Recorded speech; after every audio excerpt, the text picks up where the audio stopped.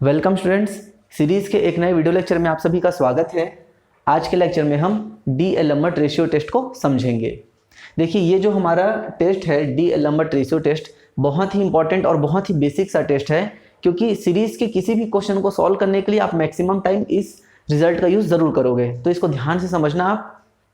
देखिए, स्टेटमेंट दिया गया है, if series a n is a positive term series such that limit of a n upon a n plus one is equal to l. Series आपको एक positive term series दी गई है और series में आपने एन क्या होता है, आपका nth टर्म होता है, nth term upon nth plus one term, इसको आपको डिवाइड करना है और लिमिट में n टेंड करा देना है इन्फिनिट की ओर। तो आपकी वैल्यू कितनी आ रही है, l। Then the series a n is, then आप सीरीज को कहेंगे फर्स्ट कन्वर्जेंट। सीरीज आपकी कन्वर्जेंट होगी यदि l का मान कितना आता है, एक से अधिक आता है। सेकंड दिया गया है, सीरीज डाइवर्जेंट होगी जब भी l का मान एक से कम होता है तो। और थर्ड आपके पास टेस्ट फेल हो जाएगा यदि l का मान एक आता है तो। ठीक है, मतलब सिंपल सा आपको सीरीज में nth टर्म फाइंड करना है और nth प्लस वन टर्म से उसे डिवाइड करके लिमिट ले लेनी है इनफाइनाइट।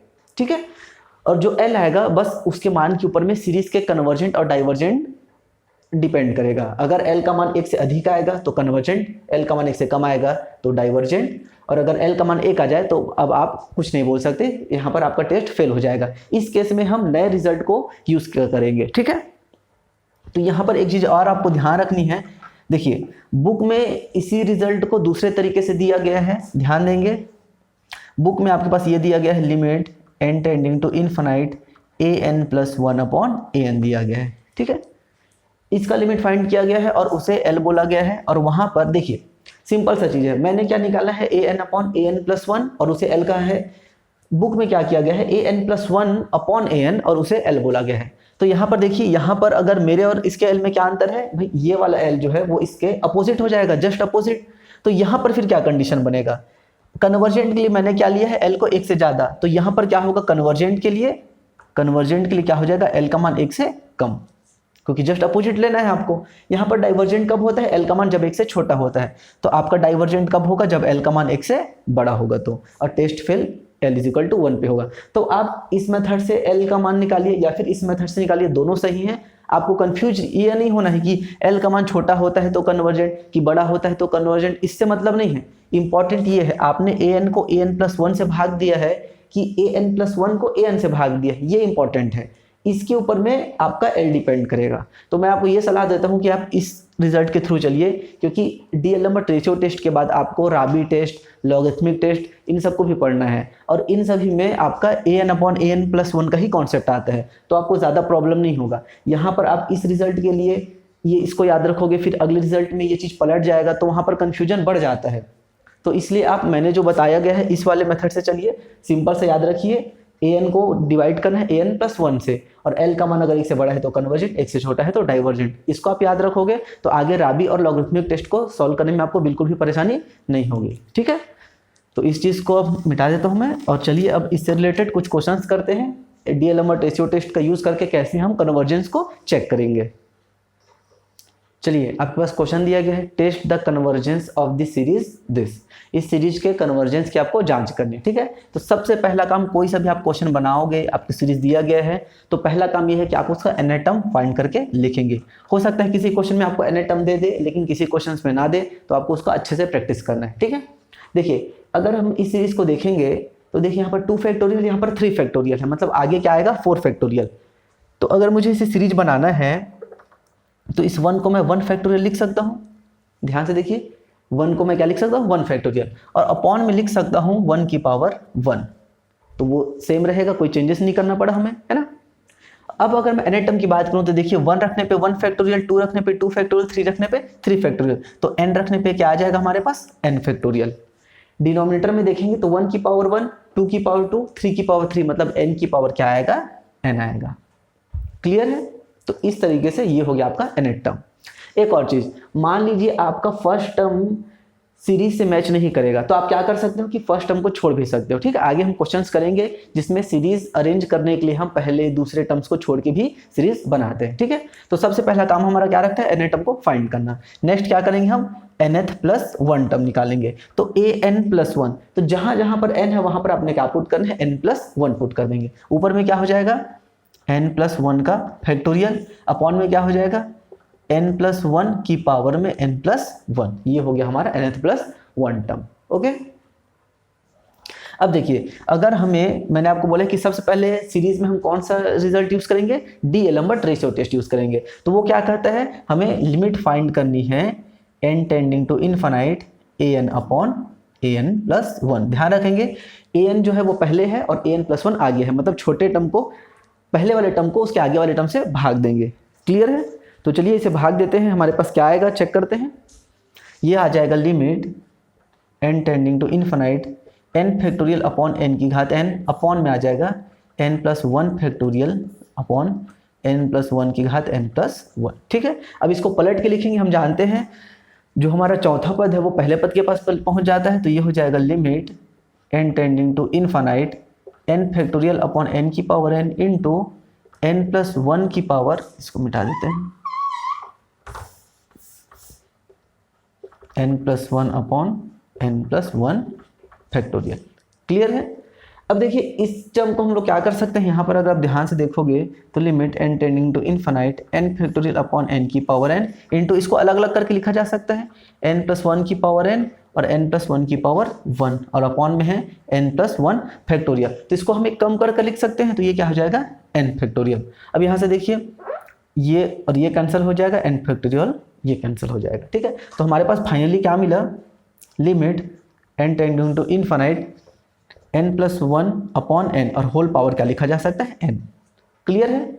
अब इसे हम क्या लिख सकते हैं, limit n tending to infinite 1 plus 1 upon n की पावर n और इसका मान कितना आता है, मैंने पुराने वीडियो लेक्चर्स में आपको बताया है, इसका मान आता है e। ओके, अब देखिए लिमिट जो है इसे क्या बोला जाता है, L कहा जाता है। ये जो निकला इसे तो L बोलते हैं। L का मान क्या आ रहा है, E आ रहा है, और E का मान कितना होता है हमारे पास 2.137 समथिंग कुछ होता है।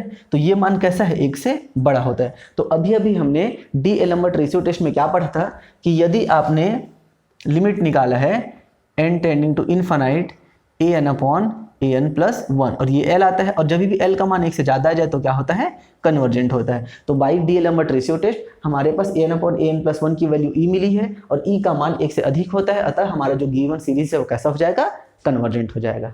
क्लियर है? तो इस तरीके से आपको डी-एलम्बर्ट रेशियो टेस्ट को अप्लाई करना है। ओके, तो देखिए इसमें क्या क्या हमने किया था, कैसे नेट टर्म फाइंड किया है, और प्रैक्टिस करिए। चलिए नेक्स्ट क्वेश्चन आपके पास दिया गया है, test the convergence of the series this. ठीक है, तो सबसे पहले हमारा काम क्या है, एनेटम को लिखना। तो पहले आप वीडियो को यहाँ पर रोक के खुद से एनेटम को लिखने की कोशिश करिए, क्योंकि जब तक आप एनेटम फाइंड नहीं कर पाओगे क्वेश्चन सॉल्व हो ही नहीं सकता। ठीक है, एनेटम क्या हो जाएगा, देखिए ऊपर में हमारे पास x दिया गया है। अभी तक हमने जितने भी क्वेश्चंस बनाए थे उसमें सिर्फ कांस्टेंट टर्म हुआ करते थे, है ना, 1 2 3 2 की पावर 2 5 की पावर 5 इस तरीके से। लेकिन अब जो क्वेश्चन आ रहे हैं उसमें x एक वेरिएबल दे देगा और उसकी भी पावर में समथिंग रहेगा। ठीक है, तो ऐसे क्वेश्चंस को कैसे सॉल्व करना है, यहाँ पर जो हमारा आंसर आएगा वो x के टर्म्स में आएगा। ठीक है, तो देखिए 1 रखने पे कितना आ रहा है, 1 की पावर x की पावर 1, 2 रखने पे x की पावर 2, 3 रखने पे x की पावर 3, तो n रखने पे क्या आएगा, x की पावर n हो जाएगा। क्लियर है? इसको देखिए यहाँ पर, इस चीज को देखिए, यहाँ पर अगर आपके पास 1.2 2.3 3.4 दिया रहे तो कभी भी गलती से भी आप इसको गुणा मत कर देना, है ना। यहाँ पर डॉट का मतलब क्या है, दशमलव नहीं, ये गुणा है, और गुणा का मतलब आपको गुणा नहीं करना है, इसको 2 लिख दिए, इसको 6, इसको 12, ऐसा मत कर देना, नहीं तो सॉल्व नहीं होगा।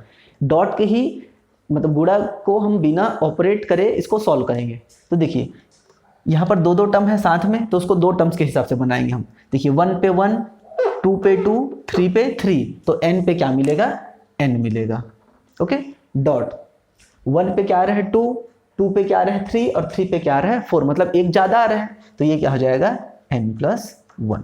अब अगर आपको डाउट है कि आपने सही बनाया है कि नहीं, तो आप वैल्यू को पुट करके देख लीजिए। जब आप 1 पुट करोगे तो क्या मिलेगा, 1/2 1.2।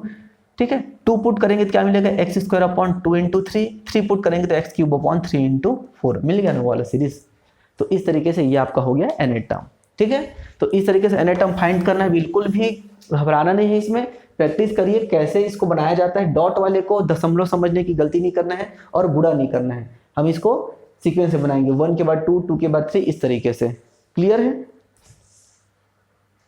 चलिए अब हमारा nth टर्म हो गया, अब हम लिखते हैं यहाँ पर nth+1 टर्म। तो जहां जहां पर n है वहां पर क्या पुट करेंगे, n+1 1, तो ये हो जाएगा x की पावर n+1 अपॉन n+1 और ये हो जाएगा आपका n+2। क्लियर है। अब हम क्या करेंगे, डी एलम्बर्ट रेशियो टेस्ट को अप्लाई करेंगे। तो लिमिट लगाते हैं, limit n tending to infinite an upon an+1, ये हो जाएगा आपके पास limit n tending to infinite an x की power n upon n into n+1, और अपॉन में लिखा जाएगा इसको, लेकिन मैं अपॉन में नहीं लिखता, सीधे उसको पलट के लिख देता हूँ। ठीक है, तो ये क्या हो जाएगा n+1 n+2 अपॉन क्या हो जाएगा x की पावर n+1। क्लियर है। यहाँ पर से ये हमारा कैंसिल हो गया और x की पावर n से x की पावर n कैंसिल हो गया। तो ये हमारे पास क्या बचेगा finally, limit n tending to infinite n+2 upon n, है ना,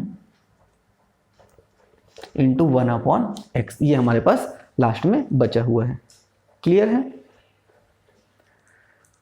अब देखिए, जब भी हम यहाँ पर तो 1 अपॉन x कॉन्स्टेंट है, इसे बाहर निकाल लेते हैं और लिमिट पुट करते हैं n टेंडिंग टू इनफाइनाइट, ये हो जाएगा 1+2 अपॉन n। लिमिट पुट करने से क्या बचेगा, 1 अपॉन x हो जाएगा। क्लियर है, ये 1 और ये 0। तो इस तरीके से हमारा फाइनली लिमिट L क्या आया, 1/x आया। अब हम डी एलम्बर्ट रेशियो टेस्ट से जानते हैं कि जब भी L का मान 1 से ज़्यादा आता है तो क्या होता है, कन्वर्जेंट। ठीक है, तो इसी चीज़ को आपको ध्यान रखना है, L का मान जब 1 से ज़्यादा आता है तो कन्वर्जेंट होता है। तो अगर मैं L का मान 1 से ज़्यादा लूँगा, मतलब 1/x का मान 1 से ज़्यादा लूँगा, तो यहाँ पर मेरे पास x के ऊपर क्या कंडीशन आएगा, x उधर चले जाएगा, तो x का मान क्या हो जाएगा, 1 से छोटा, तो इस केस में क्या हो जाएगा, वो कन्वर्जेंट। समझ में आया। इस तरीके से L का मान अब आपको x के टर्म्स में मिलेगा और आपका आंसर x के लिए आएगा। ठीक है, L का मान 1 से ज़्यादा होता है तो कन्वर्जेंट होता है, तो L का मान 1 से ज़्यादा है मतलब 1/x का मान 1 से ज़्यादा है, और 1/x 1 से ज़्यादा है मतलब इसको तिर्यक गुणा करेंगे, ये इधर चले जाएगा, ये वाला केस बन गया अपने पास। सिमिलरली L का मान है 1/x और ये 1 से जब छोटा होता है तो डाइवर्जेंट होता है। अब ये 1 से छोटा है मतलब x उधर जाएगा, मतलब ये हुआ x का मान 1 से बड़ा है तो क्या हुआ, डाइवर्जेंट। क्लियर है। इस तरीके से आपको x के मान को पुट करना है। ठीक है, तो यहाँ पर मैं कंडीशन को लिख देता हूँ, हमारे पास क्या क्या आया है, कन्वर्जेंट होगा if x is less than 1, divergent होगा if x is greater than 1। ठीक है, इसको मैंने पलट के लिख दिया है, x का मान 1 से छोटा है, x का मान 1 से छोटा है। डाइवर्जेंट होगा अगर x का मान 1 से बड़ा है, वहां पर भी डाइवर्जेंट है, मतलब x का मान 1 से बड़ा है। क्लियर है। अब देखिए, अगर मैंने अब ये सोचिए टेस्ट फेल कब होता है, जब L का मान क्या आ जाता है, 1 आ जाता है, तो उस केस में 1/x बराबर 1, मतलब x का मान 1। x का मान 1 लोगे आप तो आपका टेस्ट फेल हो गया। ठीक है, टेस्ट फेल हुआ मतलब आप आगे नहीं बता सकते कि क्या होगा, लेकिन हमें आंसर तो पता करना है भाई कि ये सीरीज जो है वो कन्वर्जेंट है कि डाइवर्जेंट है, x बराबर 1 रखने पे। तो इस केस पे फिर आगे कैसे सॉल्व किया जाए, ठीक है, इसको कैसे सॉल्व करेंगे आगे। देखिए, इसके आगे सॉल्व करने के बहुत सारे तरीके हैं। आगे की वीडियो लेक्चर में मैं आपको राबी टेस्ट और लॉगरिथमिक टेस्ट के बारे में बताऊंगा, लेकिन मान लीजिए अभी तो मैंने उससे पढ़ाया नहीं है, तो आप क्या करोगे, अब इस पॉइंट को जो x बराबर 1 है ना, उसको कहाँ पुट करेंगे, आप क्वेश्चन में पुट करिए। सबसे पहले आप इसे x बराबर 1 पे टेस्ट फेल हुआ है तो इस चीज़ को आप क्वेश्चन में पुट कर दो। ठीक है, तो इसको मैं रब करके पूरा मिटा के लिख देता हूँ।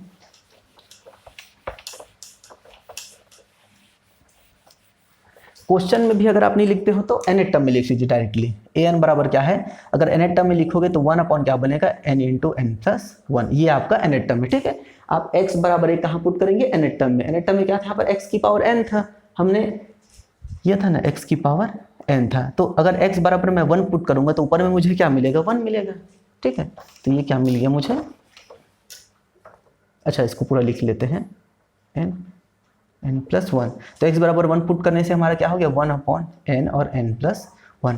अब हम क्या करेंगे, हमने जो पुराना अपना कॉन्सेप्ट पता है सहायक श्रेणी वाला लिमिट कंपैरिजन टेस्ट, उसका यूज़ करेंगे आप। ठीक है, अब देखिए bn बनाता हूँ मैं, bn बनाने के लिए क्या करना रहता है, ऊपर में x n का हायर पावर कितना है, 1 है, और नीचे में n का हायर पावर कितना है, n इंटू ये n² होगा, ये n मिलेगा, मतलब हायर पावर कितना आया, n² आया। ठीक है, तो ये मेरा हो गया bn सहायक श्रेणी। अब मैं क्या करूँगा, लिमिट फाइंड करूँगा n टेंडिंग टू इनफाइनाइट पे an अपॉन bn।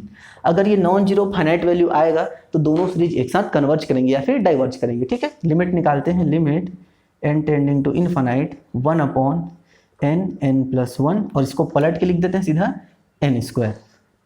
तो ये आ गया limit n tending to infinite n square, यहाँ से आ जाएगा n स्क्वायर 1 + 1/n। तो ये कैंसिल, लिमिट लगाने से क्या मिलेगा 1।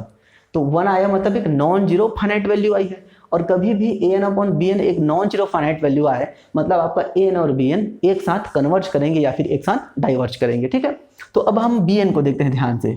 bn को अगर आप ध्यान से देखोगे तो ये n⁻p वाला सीरीज है। इसको अगर हम p सीरीज टेस्ट इसमें अप्लाई करेंगे तो p का मान यहाँ पर कितना आ रहा है 2, और p का मान 1 से अगर बड़ा हो जाए तो क्या होता है, वो कन्वर्जेंट होता है। ये हमने पढ़ा हुआ है p सीरीज टेस्ट में। तो यहाँ पर देखिए p का मान कितना है 2 है, 2 मतलब 1 से ज़्यादा, मतलब bn क्या होगा, कन्वर्जेंट होगा। और अगर bn कन्वर्जेंट है तो by limit comparison test an is also convergent, ठीक है। तो an कन्वर्जेंट कब आया, जब आपने x का मान 1 रखा है। तो अब ये आपका आंसर में और क्या चेंजेस आ जाएगा, कन्वर्जेंट ऊपर में है मतलब यहाँ पर भी इक्वलिटी का साइन लग जाएगा। क्लियर है। तो देखिए ये जो सिंपल सा क्वेश्चन दिया गया था इसमें आपके टोटल 3 रिजल्ट यूज में है। सबसे पहले आपने डी-एलेम्बर्ट रेशियो टेस्ट अप्लाई किया, वहाँ पर आपने 2 चीज़ें बता दी कि x का मान 1 से छोटा है तो कन्वर्जेंट होगा और x का मान 1 से बड़ा होगा तो डाइवर्जेंट होगा। अब x बराबर 1 पे टेस्ट फेल हो गया तो हमने उसे nth टर्म में पुट कर लिया, हमारे पास an आ गया ये। अब हमने bn यूज़ किया और सहायक श्रेणी जो आपका क्या कहलाता है लिमिट कंपैरिजन टेस्ट, उसको अप्लाई किया और ये बताया कि ये दोनों सीरीज आपस में कन्वर्जेंट होंगे या फिर डाइवर्जेंट होंगे। अब हमने ये देखा bn के लिए, bn पे हमने लगा लिया क्या टेस्ट बोलते हैं इसको, p सीरीज टेस्ट है ना। bn पे हमने p सीरीज टेस्ट लगाया, p सीरीज टेस्ट से bn क्या हो गया कन्वर्जेंट, और अगर bn कन्वर्जेंट है तो n भी कन्वर्जेंट होगा बाई लिमिट कंपैरिजन टेस्ट। तो यहाँ से फाइनली आपका x बराबर 1 पे भी जो सीरीज है वो कन्वर्जेंट हो रहा है, ठीक है। तो इस प्रकार से ये आपका क्वेश्चन कंप्लीट होता है। तो ध्यान दीजिए, इसको nth टर्म लिखने का प्रैक्टिस करिए, कैसे रिजल्ट फेल होते हैं तो अगला रिजल्ट यूज करना है वो भी आपको समझना पड़ेगा, ठीक है। चलिए नेक्स्ट क्वेश्चन आपके पास दिया गया है, test the convergence of the series. ये आपकी सीरीज दी गई है और आपको कन्वर्जेंस की जांच करनी है, ठीक है। सबसे पहला काम क्या होता है, nth टर्म फाइंड करना। अब आपका सबसे पहले काम यह है कि वीडियो को रोक के पहले आप nth टर्म फाइंड करिए, ठीक है। तो यहाँ पर देखिए क्या है, x की पावर 1, x की पावर 2, x की पावर 3, मतलब फर्स्ट टर्म में x की पावर 1 है, सेकंड टर्म में x की पावर 2, तो nth टर्म में क्या होगा x की पावर n हो जाएगा, ठीक। अब इनको कैसे हल किया जाता है, 1 रखने पे 1 आ रहा है, सेकंड में 3 आया, फिर 5 आया। तो देखिए 1 पे 1 आ रहा है, 2 पे 3 आ रहा है और 3 पे 5 आ रहा है। तो सोचिए कौन सा सीक्वेंस बन सकता है। 1 पे 1 कब आता है, 2n-1 को देखिए, 1 पे 1 आएगा, 2 पे 3 आ जाएगा, 2 दूनी 4 -1 3 और 3 दूनी 6 -1 मतलब 5। तो कितना आया ये 2n-1। ये किसके लिए आया, पहले के लिए ना, 1 3 5 पहले वाले टर्म्स के लिए आया है। अब हम सेकंड टर्म्स की बात करेंगे, ठीक है। सेकंड टर्म में देखिए 1 रखने पे 2 आ रहा है, 2 रखने पे 4 और 3 रखने पे 6। तो 1 रखने पे 2, 2 रखने पे 4, 3 रखने पे 6, तो जस्ट डबल हो रहा है, मतलब क्या हो जाएगा ये 2n हो जाएगा। क्लियर है। तो इस तरीके से ये आपको हो गया nth टर्म।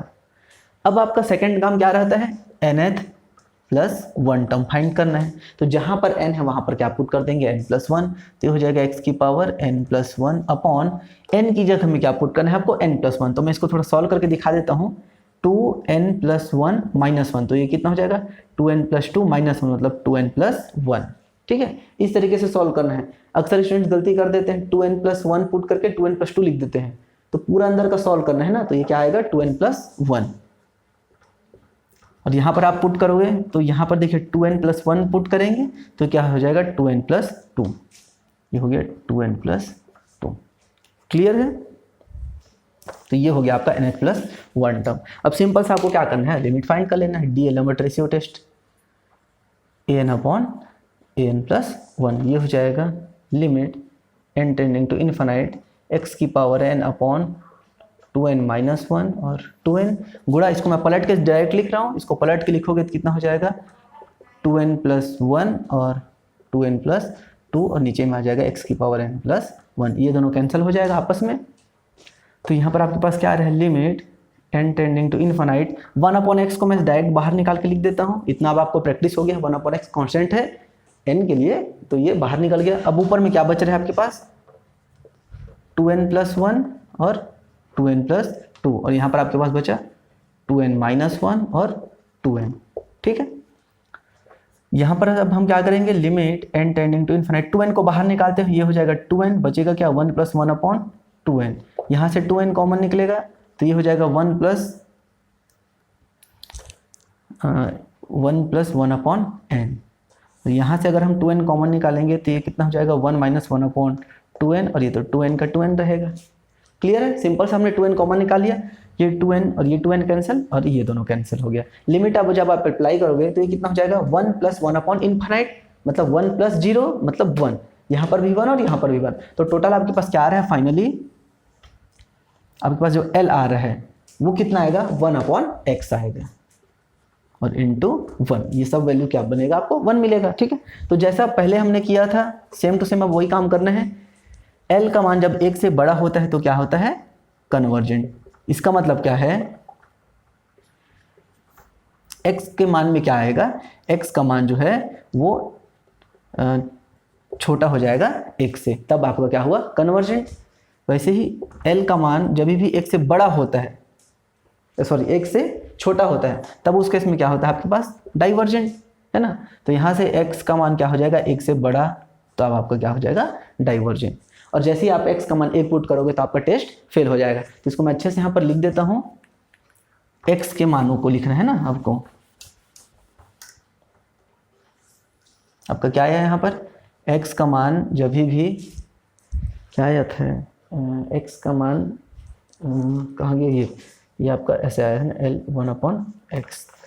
तो L का मान जब भी 1 से बड़ा होगा, है ना, 1 से बड़ा होता है तो कन्वर्जेंट आता है। तो x का मान 1 से छोटा होगा तो कन्वर्जेंट, और x का मान 1 से बड़ा होगा तो डाइवर्जेंट। और x = 1 पे आपका क्या हो जाएगा, टेस्ट फेल हो जाएगा। ओके, जैसे ही टेस्ट फेल हुआ फिर हमें क्या करना रहता है, उस 1 मतलब x = 1 पे हमारा टेस्ट फेल हो जाएगा। तो x = 1 को कहाँ पुट करोगे आप, n टर्म में पुट करेंगे, और यहाँ पर वापस से आपको क्या लगाना है, सहायक श्रेणी का कॉन्सेप्ट लगाना है। लिमिट कंपैरिजन टेस्ट को यूज़ करिए और आपको फिर बताना है। अब ये आपका होमवर्क है, आगे इसको बताना है आपको x = 1 पे क्या होगा। मैंने 90% तो पूरा सॉल्व कर दिया है, अब आप x = 1 के लिए खुद सॉल्व कर सकते हैं। ओके, तो अब आप इसको कमेंट करके मुझे बता देना कि x = 1 पे आपका सीरीज कन्वर्जेंट हो रहा है कि डाइवर्जेंट हो रहा है। तो इस तरीके से ये हमारा डी-एलम्बर्ट रेशियो टेस्ट जो है वो कंप्लीट होता है। नेक्स्ट वीडियो लेक्चर में हम राबी टेस्ट और आपके जो Cauchy root test, logarithmic test, इन सबको आगे डिस्कस करेंगे। ठीक है, तो इससे रिलेटेड बहुत सारे क्वेश्चंस हैं बुक में, आप उन्हें जरूर ट्राई करिए। मिलते हैं नेक्स्ट वीडियो में। Thank you.